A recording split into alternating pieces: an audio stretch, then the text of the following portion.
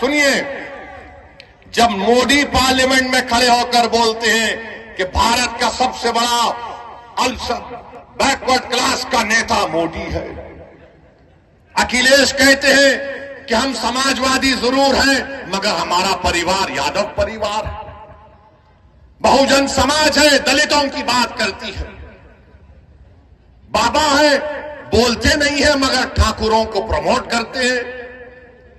हर समाज अपना नेता बना चुकी है और आप लोग सिर्फ सोच रहे हैं कि क्या करें क्या करें। अरे करना कुछ भी नहीं है, उनको देखो, अपने अरशद को कामयाब करो और कुछ भी करना नहीं है। अगर आप सोचते रहेंगे, डरते रहेंगे, मेरे भाई 70 साल हो चुके हैं, 18 लोकसभा के चुनाव हो चुके हैं, हम कब तक सोचते रहेंगे? अरे एक मर्तबा अपने दिल की आवाज को सुन लो। तुम बंद कमरों में बैठकर तो बोलते हो कि ओवैसी हमारे तकलीफ को बयान करता है, ओवैसी पार्लियामेंट में लड़ता है। अरे मेरा लड़ना जरूरी है, मगर क्या तुम नहीं चाहते कि ओवैसी की तरह ऐसे हजार ओवैसी से बेहतर तुम्हारे नुमाइंदे विधायक और सांसद बनकर तुम्हारी लड़ाई लड़े? ये आपको फैसला करना है 20 तारीख को। बस यही चंद गुजारिशात मुझे आप तक कहना था। मैं यहां पर आया हूं, आपका बेहद शुक्रिया। मैं आखिर में कुंदरकी की आवाम से भी माफी चाहता हूं कि किसी टेक्निकल वजह से हमारे कैंडिडेट हाफिज वारिस के इंतखाबी मुहिम में शिरकत नहीं कर सका। मैं कुंदरकी की आवाम से भी अपील कर रहा हूं कि हाफिज वारिस को आप वोट देकर कामयाब करिए। अच्छा, वहां पर जो बीजेपी के उम्मीदवार हैं,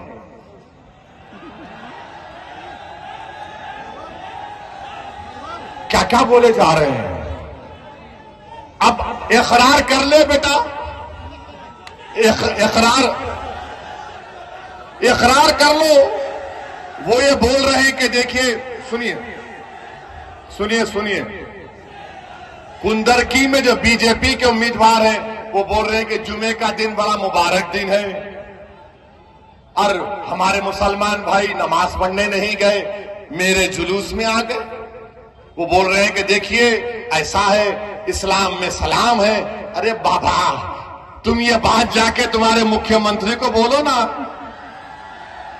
तुम ये बात जाके मोदी को बोलो ना, तुम ये बात जाके आरएसएस के मोहन भागवत को बोलो ना, मगर कुछ नहीं बोलेंगे। मेरे अजीज दोस्तों और बुजुर्गों, हम आपसे हाथ जोड़कर अपील कर रहे हैं कि 20 तारीख के दिन मीरापुर से अरशद राणा साहब को और कुंदरकी से हाफिज वारिस साहब को आप अपना वोट देकर कामयाब करिए। और गाजियाबाद से रवि गौतम साहब है हमारे उम्मीदवार, बड़े ताकतवर उम्मीदवार है, स्ट्रांग उम्मीदवार है रवि गौतम, वो भी लड़ रहे हैं। आप इन तमाम की कामयाबी के लिए दुआ भी करिए। मैं माजरत चाहता हूं, मैं एक लंबा सफर तय करके आया हूं, ज्यादा देर आपके दरमियान में बोल नहीं सका। इंशाअल्लाह ताला दोबारा आऊंगा और तफसील से आप तमाम से बात होगी। बहुत बहुत शुक्रिया है। इंशाअल्लाह ताला तुम्हें शिकस्त भी होगी तो बुलडोजर की तरह तुमको शिकस्त होगी। आज इख्तिदार तुम्हारे पास है, अरे सत्ता किसी के पास रहने वाली नहीं है। बीजेपी वालों, इंदिरा गांधी भी यही समझती थी कि मैं हूं, मगर इंदिरा गांधी चले गई, दूसरे आते हैं। आज योगी और मोदी यही समझते हैं कि हम हैं तो भारत है। नहीं, भारत इनसे बड़ा है, देश उनसे बड़ा है, संविधान उनसे बड़ा है और इस देश की जनता इन तमाम नेताओं से बड़ी है। मेरे अजीज दोस्तों और बुजुर्गों, मैं आपसे फिर से अपील कर रहा हूं कि आप मजलिस इत्तेहादुल मुस्लिमीन का साथ दीजिए। आप जानते हैं कि बुढ़ाना में नबी करीम सल्लल्लाहु अलैहि वसल्लम के शान में किसी ने अनाप शनाप बकने की कोशिश की तो क्या कोई लाल टोपी पहनने वाला गया था?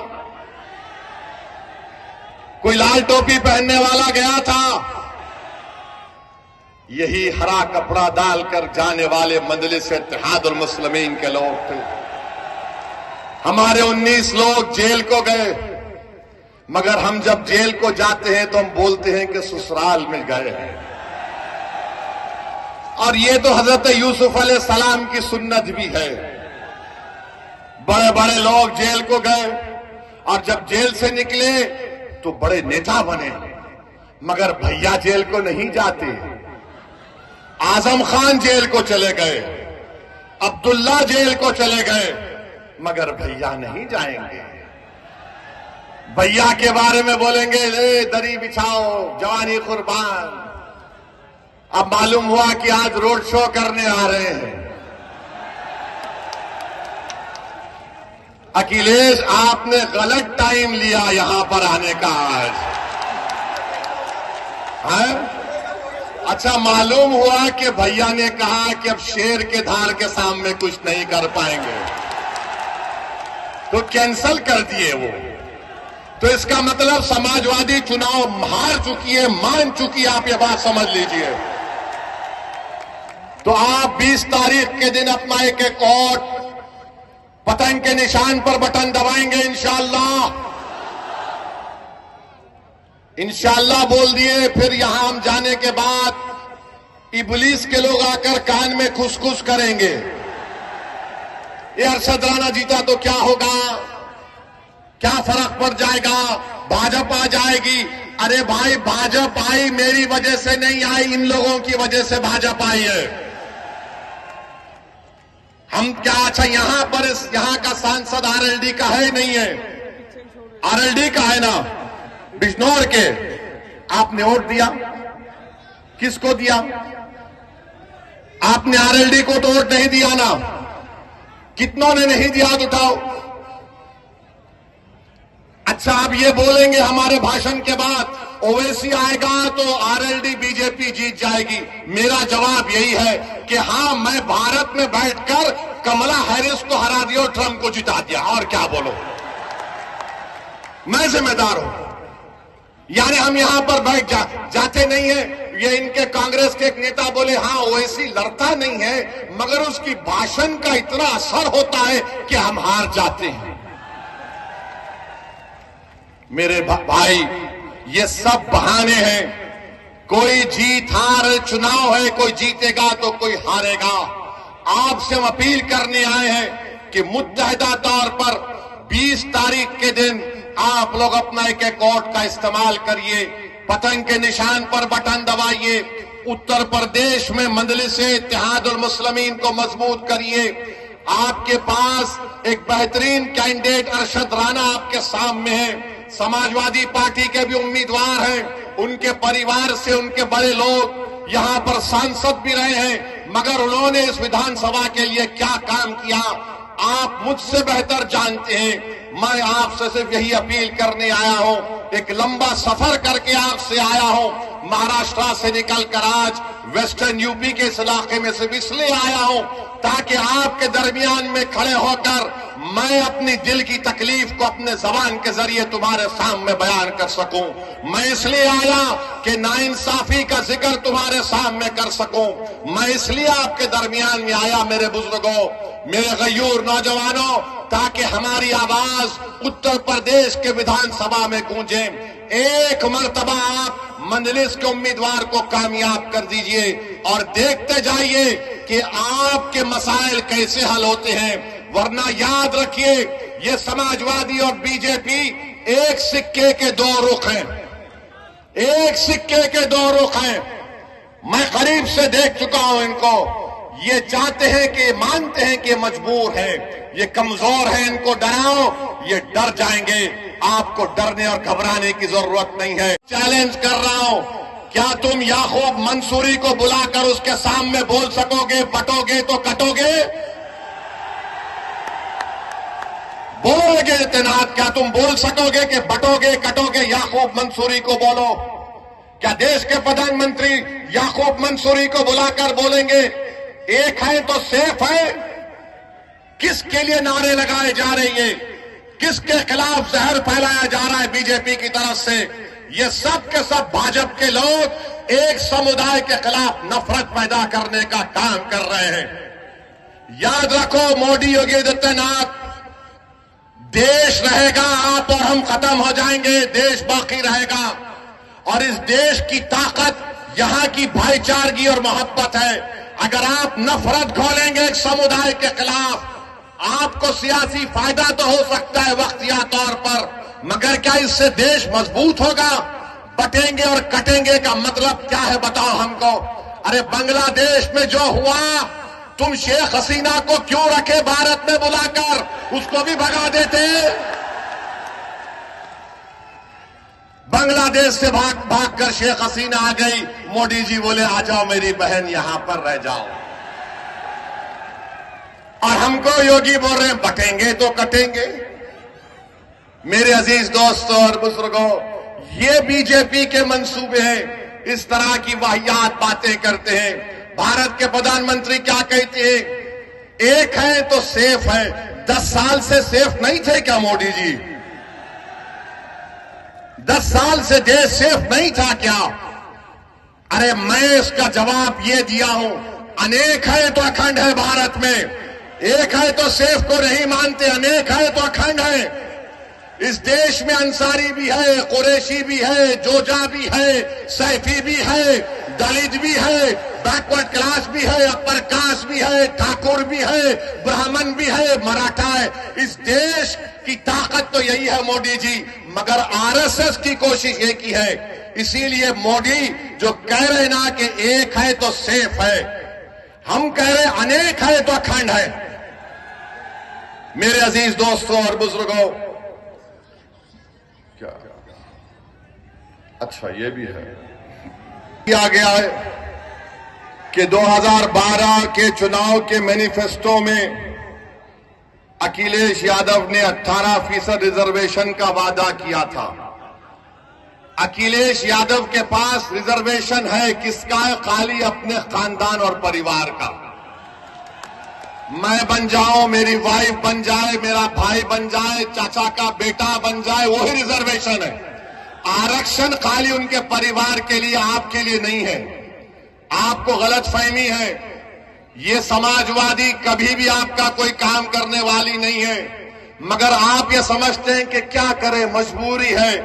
अरे अब तो मजबूरी नहीं है ना, ये तो पार्लियामेंट का चुनाव नहीं है।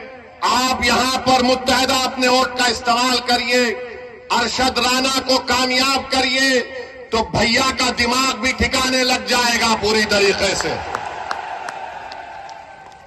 तरीके से दिमाग ठिकाने लग जाएगा। इनको मालूम होना चाहिए।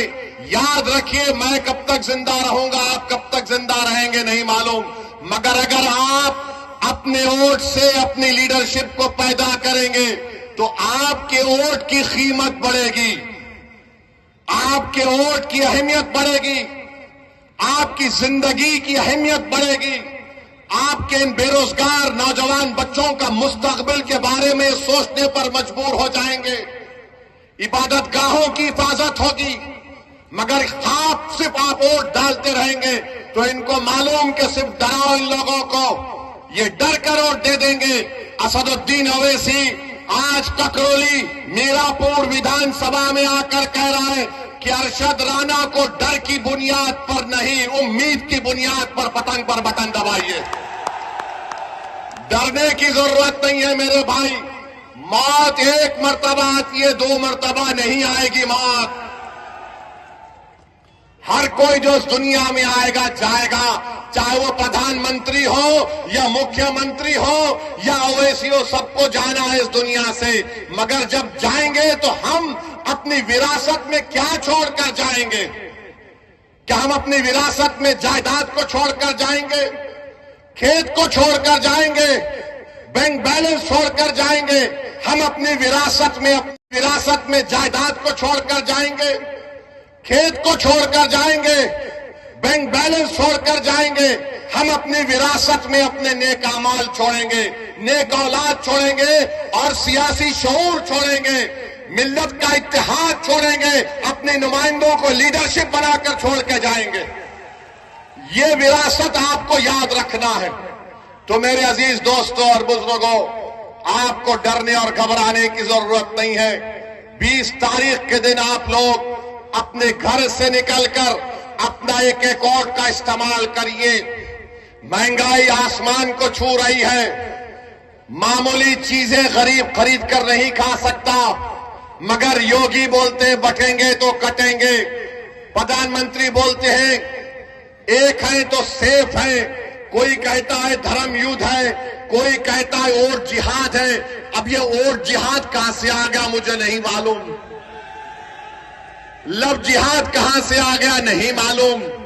और हम मोदी को और योगी को बोल रहे हैं, अब तुम अपनी जबान से बुलडोजर का तो नाम लेके बताओ। बोलो बुलडोजर के बारे में योगी और मोदी नहीं बोलेंगे, क्योंकि सुप्रीम कोर्ट ने कह दिया कि जिस प्रदेश में, जिस भारत के हिस्से में बुलडोजर इस्तेमाल होता है वो अनकॉन्स्टिट्यूशनल है। वो वहां की स्थिति को दिखाता है कि क्या वहां के हालात हैं। सुप्रीम कोर्ट ने यह भी कह दिया कि अगर कोई गवर्नमेंट का अधिकारी बुलडोजर लेकर आएगा तो सुप्रीम कोर्ट ने कहा कि वो हमारे अहकामात का उल्लंघन कर रहा है, उसकी नौकरी चले जाएगी। तो बाबा तुम्हारा बुलडोजर चला गया, तुम बुलडोजर लेकर आएंगे, सुप्रीम कोर्ट तुमको सुप्रीम कोर्ट में कंटेम्प्ट की नोटिस देगा। 15 दिन का टाइम देना पड़ेगा। 15 दिन के टाइम से पहले बुलाकर बात करना पड़ेगा, रिकॉर्ड करना पड़ेगा, उसकी सुनवाई करना पड़ेगा। कितने गरीबों के घर को बुलडोजर से तोड़ दिया गया। सुप्रीम कोर्ट ने कहा कि क्या ये नजारा अच्छा है कि लोग अपने घर को जब बनाते हैं अपनी जिंदगी की खून पसीने की कमाई से बनाते हैं, लोग बेघर हो जाते हैं, आसमान के नीचे खड़े रह जाते हैं। अरे कितना जुल्म इन लोगों ने किया।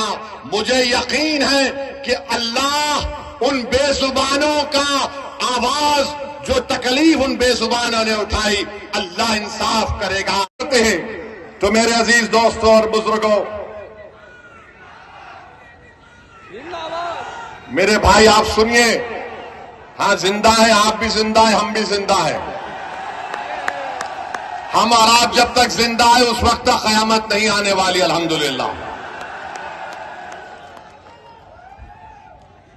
अब तीसरी जो अहम बात हम आपको बताना चाहते हैं, यहां पर आप जानते हैं कि मंजलिस पार्टी जब लड़ रही है तो मुझे बताया गया कि हस्बे आदत, हस्बे रिवायत हमारे जो सियासी मुखालिफिन हैं वो बोलना शुरू कर दिए, भाजपा का फायदा हो जाएगा, भाजपा का फायदा हो जाएगा। कहां से फायदा होगा मुझे बताओ। अच्छा, यहां पर एक और विधानसभा में उत्तर प्रदेश में चुनाव हो रहा है, करहल में हो रहा है। करहल में बीजेपी का उम्मीदवार कौन है? अखिलेश के भाई धर्मेंद्र का बहन भाई लड़ रहा है। तुम अपने परिवार को नहीं रोक सकते और तुम आकर यहां पर मीरापुर में कह रहे हो कि मजलिस लड़ रही है तो फुलां को फायदा हो जाएगा। अरे तुम्हारे भाई का बहन भी लड़ रहा है, यानी तुम्हारे परिवार हर पार्टी में बैठकर मलाई और गुलाब जामुन खा लेंगे और हमको वोट ना दे कोई। ये कैसे होगा बताइए आप। और अहम बात मैं आपको याद दिला रहा हूं, 2012 सितंबर, ये मुजफ्फरनगर जिले में आता है। अखिलेश यादव मुख्यमंत्री थे, मुजफ्फरनगर का फसाद हुआ। आजादी के बाद सबसे ज्यादा अल्पसंख्यक समाज के मुसलमान अगर बेघर हुए 50,000, इसी अखिलेश यादव जब मुख्यमंत्री थे बेघर हुए थे। जो खेतों में रह रहे थे, पर्दों के टेंट में रह रहे थे। और यही अखिलेश यादव मुख्यमंत्री थे जब 50,000 लोग बेघर हो गए थे। किसी के माओ की इज्जत लूट ली गई, किसी के बहनों को कत्ल कर दिया गया। आप कैंपों में जिंदगी गुजार रहे थे और अखिलेश यादव सैफई में उत्सव मना रहे थे। मुंबई से एक्टरों को बुलाकर नाच गाना करवा रहे थे। यही अखिलेश यादव थे जिन्होंने बुलडोजर चलाया था उन रिलीफ कैंपों के ऊपर। तो मेरी आपसे गुजारिश है कि याद रखिए, यही समाजवादी पार्टी की हुकूमत थी, यही मुजफ्फरनगर का इलाका था जहां पर यह हुआ था।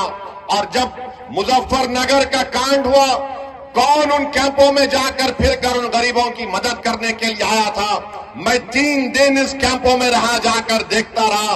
उस जमाने में मैं आया और हमारे एक दोस्त शाहनवाज साहब थे, मरहूम जफरयाब जिलानी साहब के साथी थे। मेरे अजीज दोस्तों और बुजुर्गों, ये बात आप अपने जहन नशीन कर लीजिए। 20 तारीख के दिन अपने के कोर्ट का इस्तेमाल करिए और फिर इस विधान यहां पर ककरौली गांव में हम पुलिस से भी गुजारिश करेंगे, आप देखते ही हमको चालान मार देते हैं। हमको मालूम आप बहुत हमसे मोहब्बत करते हैं, मगर इतनी ज्यादा भी मोहब्बत मत करिए जो हमारी जेब खत्म हो जाए। मेरे अजीज दोस्तों और बुजुर्गों, और फिर आ जाइए, आपके मुख्यमंत्री बाबा के ऊपर भी कुछ बोलना पड़ेगा। आजकल बाबा महाराष्ट्र में फिर रहे हैं, सुनिए, महाराष्ट्र में फिर रहे हैं और नहीं जरूरत नहीं, और नारा लगाए हैं, बटेंगे तो कटेंगे, बटेंगे तो कटेंगे बोलते हैं। मैं उत्तर प्रदेश के मुख्यमंत्री से वो चैलेंज कर रहा हूं, झांसी में मेडिकल कॉलेज में 10 मासूम बच्चे जलकर मर गए, 10 मासूम बच्चे जलकर मर गए। और जब वो वार्ड में, न्यू नेटल केयर के वार्ड में एक शख्स था जिसके 2 जुड़वा बेटियां भी उस न्यू नेटल वार्ड में थे। जब वार्ड में आग लगी तो शख्स कूदकर 10 से ज्यादा मासूम छोटे बच्चों की जान बचाया। बाद में मालूम हुआ कि उसकी 2 बेटियां, जुड़वा बेटियां जलकर मर गई। और उस शख्स का नाम आपको मालूम क्या था? जिसने 10 से ज्यादा मासूम बच्चों की जान बचाई, जो 6-8 महीने के बच्चे बच्चियां थे। उस शख्स का नाम याकूब मंसूरी था। याकूब मंसूरी कूद गया आग में। ये नहीं देखा मुख्यमंत्री बाबा योगी आदित्यनाथ, नरेंद्र मोदी, देखो याकूब मंसूरी आग में कूदकर ये नहीं देखा कि किस समुदाय, किस मजहब के मानने वालों के बच्चे हैं। वो ये देखा कि बच्चे जल रहे हैं और कूद गया। ये अल्लाह को कुछ और ही मंजूर था, वो अपनी 2 मासूम जुड़वा बच्चियों को नहीं बचा सका। मेजॉरिटी में आ जाएंगे। मकसद एक ही है कि मोदी ये चाहते हैं कि भारत से वक्फ की जायदादों को खत्म करके रख दिया जाए। मस्जिदें वक्फ ना रहे, दरगाहें ना रहे, खानखाएं ना रहे, कब्रस्तान ना रहे। इसीलिए मोदी ने इस तरह के बिल को भारत की पार्लियामेंट में पेश किया है। मैं आपको खबरदार कर रहा हूं, मैं आपको बाखबर कर रहा हूं, अगर आज आप नहीं जागेंगे, इस बिल के खिलाफ सदाए एहतजाज नहीं बुलंद करेंगे, तो याद रखिए हम अपनी वक्फ जायदादों को खो देंगे और बाद में रोने से कोई फायदा नहीं। अभी आपको उठकर एक मुस्बित पैगाम देना है, और पैगाम देने का तरीका यह है कि 20 तारीख को जब आप वोट डालने जाएंगे तो आप इसलिए भी पहला अपना वोट इस्तेमाल करेंगे ताकि मोदी को मालूम हो जाए कि हम इस वक्फ बिल को कबूल नहीं करते जो हमारी मस्जिदों को छीनना चाहता है। हम मीरापुर से आरएलडी को हराएं ताकि जयंत चौधरी को मालूम हो जाए कि आप हमारे वोट हासिल नहीं कर सकते जब तक कि आप वक्फ बिल की मुखालिफत में जयंत चौधरी नहीं खड़े हो जाएंगे। तो क्या आप इस वक्फ बिल के खिलाफ वोट देंगे 20 तारीख को? क्या आप अपनी मस्जिद, दरगाहों को, खानखाहों को बचाएंगे?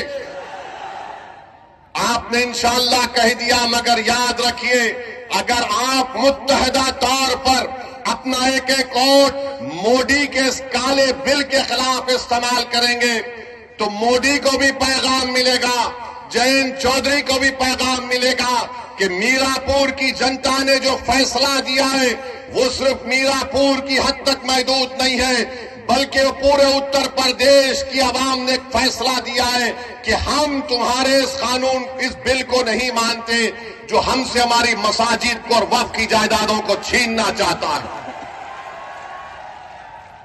अब जब वक्फ का बिल पेश हो रहा था पार्लियामेंट में, कौन खड़े होकर मौसर तरीके से संविधान की दफा 25, 26 का हवाला देकर उसकी मुखालिफत में कौन खड़ा हुआ वो पार्लियामेंट के रिकॉर्ड में मौजूद है। दूसरे पार्टी के लोग भी खड़े हुए, समाजवादी के नेता अखिलेश यादव भी खड़े हुए, बिल के बारे में बोलने के बजाय वो कोई और दास्तान सुना रहे थे, वो कोई और ही दास्तान सुना रहे थे। तो मेरे अजीज दोस्तों और बुजुर्गों, याद रखिए, अगर आप मौजूदा हालात में अपने वोट से अपने नुमाइंदों को कामयाब नहीं करेंगे तो जो बरसों से हमारा इस्तेसाल चल रहा है वो जारी और सारी रहेगा। अगर एमआईएम पार्टी जीतती है तो यहां पर भारत की जमहूरियत मजबूत होगी, गरीबों और मजलूमों को एक आवाज मिलेगी, क्योंकि आपने समाजवादी को कभी वोट दिया, कभी बसपा को वोट दिया, कभी आरएलडी को वोट दिया। आप सिर्फ वोट देते हैं मगर आपकी आवाज कोई नहीं उठाता, कोई आपके लिए लड़ने के लिए तैयार नहीं होता। मैं आपको बता रहा हूं, आप याद रखिए, फैसला तो आपका है, जमहूरियत है, आप जिसको चाहे वोट दे दें। मगर अगर आप इस बार भी इस डर में आ जाएंगे कि नहीं नहीं ये अरशद राना जीतेगा या नहीं जीतेगा, मेरे भाई, जब जंग करना है जमहूरियत में तो जंग खूब तरीके से करनी चाहिए। हमारा मामला यह है कि जंग करने से पहले हम नतीजे पर पहुंच जाते हैं, जंग करने से पहले हम नतीजे पर पहुंच जाते। अरे हम हार गए तो कैसा, अरे मेरे भाई, मिसाल दे रहा हूं समझाने के लिए, बुरा मत मानिए। 70 साल से वो फलस्तीनी गाजा और मगरबी किनारे में लड़े जा रहे हैं, मर रहे हैं। 40,000 अब तक मर गए, 12 लाख बेघर हो गए, लाखों लोग बेघर हो चुके हैं। मगर उनके हौसले को देखो, वो डर नहीं रहे बल्कि मुकाबला कर रहे हैं। क्यों मुकाबला कर रहे हैं? क्योंकि इजराइल एक जालिम मुल्क है, इजराइल एक जालिम मुल्क है और वो जालिम मुल्क गाजा में नस्ल कशी कर रहा है। मगर एक मिसाल देने के लिए आपको बता रहा हूं। दूसरी बात मैं आपके सामने ये अर्ज करना चाह रहा था कि यहां पर अंसारी बरादरी बहुत बड़ी तादाद में है, उनका कारोबार पूरा का पूरा ठप होकर रह गया, कोई नहीं पूछता। आप देखते जाइए बीजेपी क्या कर रही है। जो भी अल्पसंख्यक समाज के लोग अपने हाथ और खून पसीने की कमाई से अपनी जिंदगी गुजारते, उनकी कारोबार को, उनके बिजनेस को खत्म कर दिया जा रहा है। मगर कोई आवाज उठाने वाला ही नहीं, कोई लड़ने वाला ही नहीं। चुनाव आ गया तो सब आ जाते हैं कि भैया को जिताओ, दरी बिछाओ, अपनी जवानी को कुर्बान करो, उसके बाद हम ही मरते हैं। जरूर डराया जाएगा कि एक अरशद राना जीतने से क्या होता है, तो मैं उनको बताना चाह रहा हूं। भाई रुक जाइए, मैं आपको बताना चाह रहा हूं कि आरएलडी के कितने सांसद लोकसभा में हैं? 2 ही तो है ना, 2 है उनके, और एक विधानसभा की सीट बीजेपी की उनके लिए छोड़ देती है। और जब मजलिस इलेक्शन लड़ती है उत्तर प्रदेश में तो ये तमाम के तमाम बड़े बड़े लोग जो मुस्लिम क़यादत को, जो आपकी एक आजाद क़यादत को बर्दाश्त नहीं करते, वो ये कहना शुरू कर देते हैं कि नहीं नहीं एक होगा तो क्या होगा। मेरे भाई, आरएलडी के 2 सांसद हैं और बीजेपी को ये विधानसभा की सीट छोड़ना पड़ा। अगर उत्तर प्रदेश में मजलिस इत्तेहादुल मुस्लिमीन के 10 से 15 विधायक कामयाब हो जाते हैं, 2 से 3 सांसद अगर कामयाब हो जाते हैं, तो इसका फायदा किसको मिलेगा? इसका फायदा आप ही को मिलेगा, इंसाफ आपको मिलेगा, नाइंसाफी का खात्मा होगा, जुल्म का खात्मा होगा। ये बात हम बार बार आपके दरमियान में आकर कह रहे हैं कि भारत की लोकतंत्र में हर समाज के पास उसकी एक आवाज है, और जब तक आप उस आवाज को मजबूत नहीं करेंगे, उनको जिताएंगे नहीं, आपकी कोई तकलीफ दूर नहीं होगी। पिछले 4-5 महीने पहले पार्लियामेंट के चुनाव हुए। आज भारत की पार्लियामेंट में चाहे वह अपर कास्ट हो या बैकवर्ड क्लास हो, इनकी आबादी के लिहाज से उनके सांसद जीत कर आए हैं। अगर एक समुदाय है जिनके सांसद आबादी के मुताबिक नहीं जीत पाए हैं, तो भारत की सबसे बड़ी अल्पसंख्यक समाज मुसलमान है। इसका जिम्मेदार कौन है बताइए आप? इसके जिम्मेदार किसी हद तक हम भी हैं, जो हम डर जाते हैं कि नहीं अगर हम मजलिस को वोट देंगे तो बीजेपी जीत जाएगी। मेरे भाई, मैं आपसे यह कह रहा हूं, यकीनन बीजेपी को हमको रोकना है, मगर क्या हमारी जिंदगी की इब्तिदा खाली इनको रोकने में और फिर हमारी जिंदगी का खात्मा इनको रोकने में खत्म हो जाएगा? फिर हमारी आवाज कहां पर जाएगी? मिसाल के तौर पर मैं आपको बताने के लिए कह रहा हूं, आज भारत की पार्लियामेंट में नरेंद्र मोदी की हुकूमत ने एक वक्फ बिल बनाने का कानून पेश किया। अगर मजलिस इत्तेहादुल मुस्लिमीन के कम से कम 3 MP होते, इम्तियाज जलील अगर औरंगाबाद से कामयाब हो जाते, अख्तरुल ईमान बिहार किशनगंज से कामयाब हो जाते, तो क्या मोदी इस तरह की हरकत करने के बारे में सोचते? और आप जानते हैं कि वक्फ बिल क्या है? ये जो वक्फ बिल नरेंद्र मोदी ने भारत के पार्लियामेंट में पेश किया, ये बिल ये कहता है कि अगर ये बिल कानून बनेगा तो कल कलेक्टर DM ये फैसला करेगा कि वाकई में ये मस्जिद वक्फ है या नहीं, ये खानका वक्फ है या नहीं, मदरसा वक्फ है या नहीं, या कब्रस्तान वक्फ है या नहीं। और वक्फ बाय यूजर को इस बिल में निकाल दिया गया है। मैं जिम्मेदारी के साथ आज आपके दरमियान में ककरौली गांव में खड़े होकर आपसे और उत्तर प्रदेश के तमाम जिम्मेदारों को बता रहा हूं, उत्तर प्रदेश सुन्नी वक्फ बोर्ड में जितनी जायदादें रजिस्टर्ड हैं 99% वक्फ बाय यूजर है, यानी उसका कोई डीड नहीं है मगर रजिस्टर्ड है। अगर खुदा ना खास्ता यह कानून बीजेपी की हुकूमत बनाएगी तो इन तमाम 99% वक्फ जायदाद का क्या होगा? क्योंकि मोदी ये कह रहे हैं कि जो जायदाद वक्फ होती है, हम और आप मानते हैं कि उसका मालिक अल्लाह होता है, सुबह क़यामत तक मालिक उसका अल्लाह होता है, मगर मोदी इस तरह का बिल पार्लियामेंट में पेश कर रहे हैं कि मालिक अल्लाह नहीं होगा, मोदी होगा और मेरा नायब DM होगा, कलेक्टर होगा। उत्तर प्रदेश में जितनी सुन्नी वक्फ बोर्ड की प्रॉपर्टियां हैं 99% वो वक्फ बाय यूजर है। इस बिल में वक्फ बाय यूजर को उड़ा दिया गया।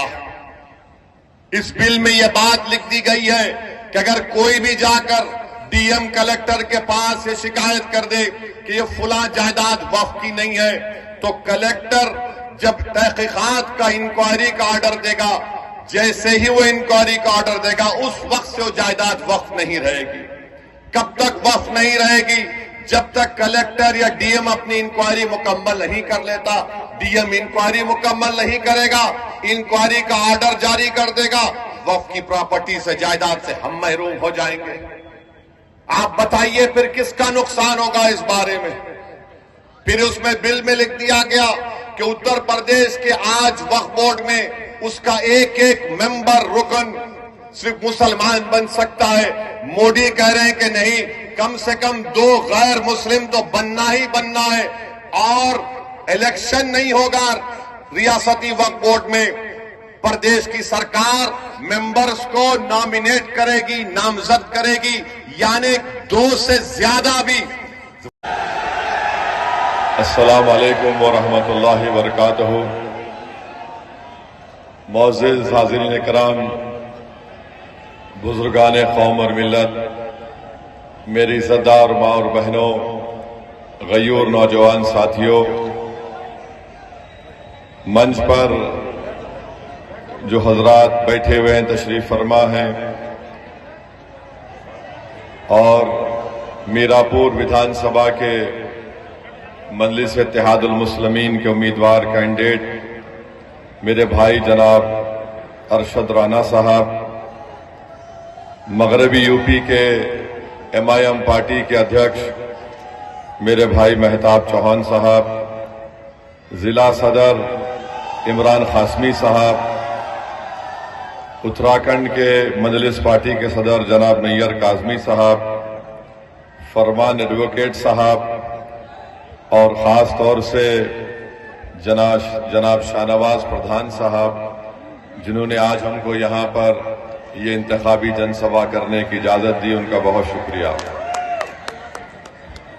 अजीज दोस्तों और बुजुर्गों, पिछले 14-15 दिन से मैं महाराष्ट्र में वहां के विधानसभा के चुनाव में इंतखाबी मुहिम में मसरूफ रहा और कल रात धूलिया में एक जलसे को मुखातिब करने के बाद 3 घंटे के सफर के बाद हम औरंगाबाद पहुंचे और फिर सुबह 7 बजे की फ्लाइट लेकर हम दिल्ली पहुंचे और दिल्ली से अल्हम्दुलिल्लाह गाड़ी से यहां पर 3 घंटे में पहुंचे हैं।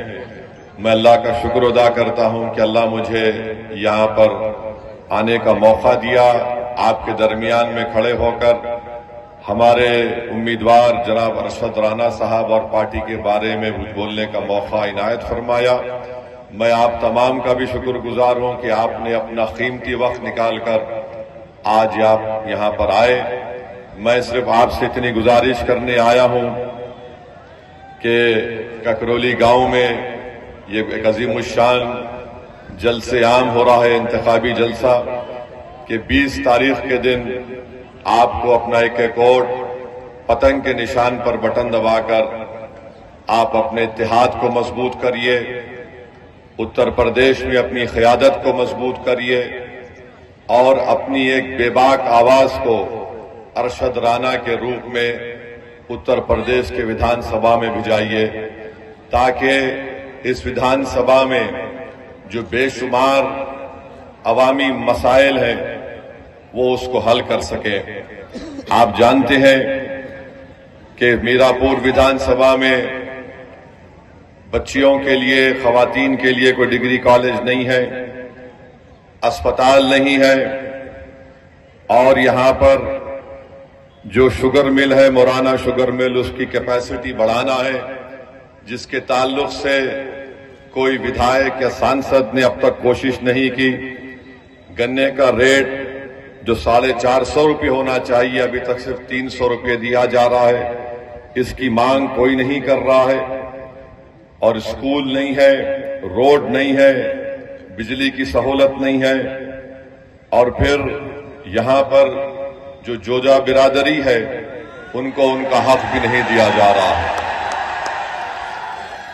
और साथ ही साथ आप जानते हैं कि इस बिरादरी के लिए स्कूल की बहुत बड़ी जरूरत है, बुनियादी सहूलतें उनको मुहैया नहीं की जा रही हैं। साथ ही साथ इस विधानसभा में हमारे कुरैश बिरादरी के भी लोग रहते हैं, जिनके कारोबार को जो बरसों से वो कारोबार करते हैं अपनी जिंदगी गुजारने के लिए, उसको यहां पर उत्तर प्रदेश की बीजेपी की सरकार ने उस कारोबार को खत्म करने की पूरी कोशिश की और कर भी रहे हैं। तो ये ऐसे मसाइल हैं मेरे अजीज दोस्तों और बुजुर्गों, जिसके लिए आपको 20 तारीख के दिन मुत्तहिदा तौर पर अपने एक वोट का इस्तेमाल पतंग के निशान पर करना है। लोग मुख्तलिफ इल्जामात मजलिस इत्तेहादुल मुस्लिमीन पर लगाते हैं, मगर आप जानते हैं कि पिछले कई बरस से हम उत्तर प्रदेश की सरजमीन पर हमारी पार्टी का काम कर रहे हैं। हम चुनाव लड़ते हैं, हारते भी हैं, कोई चुनाव जीतते भी हैं, मगर मैं आपको इस बात का यकीन दिलाने आया हूं, हम चुनाव के नतीजे देखकर हिम्मत हारने वालों का नाम मजलिस इत्तेहादुल मुस्लिमीन नहीं है। हमारे हौसले कल भी बुलंद थे, आज भी बुलंद रहेंगे इंशाअल्लाह ताला, मगर फैसला लोकतंत्र में, जमहूरियत में आपको करना है।